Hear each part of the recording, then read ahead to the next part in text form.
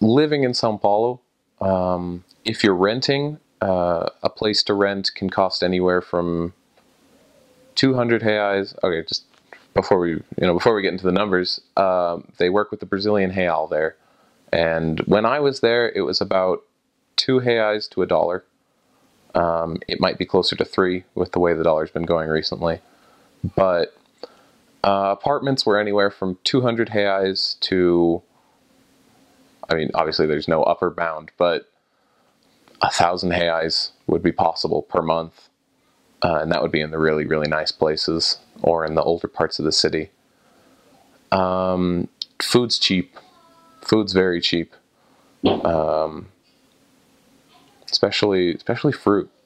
I mean, they have it in such abundance that, they have fruit markets around, and you can just walk in and buy as much fruit as you really want to.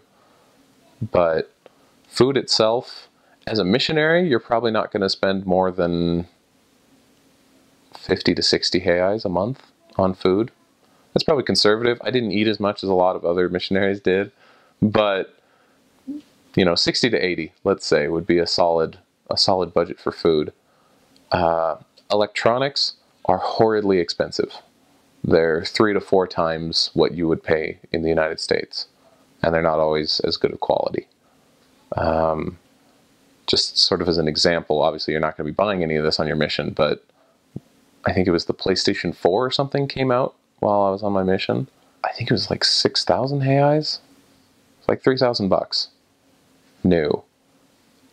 And it was ridiculous. I mean, I couldn't imagine. I think I heard a news story where, like, about a month after it had come out, only 2 Brazilians had actually bought one in Brazil. Because no one wants to spend that kind of money on electronics. But at the same time, everyone has a TV. Not the missionaries, but everyone, all the members, every house that you visit will have a very large flat screen TV, and they'll be paying it off for months. I mean, interest kills Brazilians, because to them it's great. You can pay a little bit now and just keep paying in the future, and they end up paying a lot. They end up losing a lot of their money to interest because they want things kind of in the moment and end up in debt. Transportation. Usually you're going to walk, but if you're going to a meeting, you're probably going to use most likely a bus, possibly also a train or the subway, and that's also really cheap.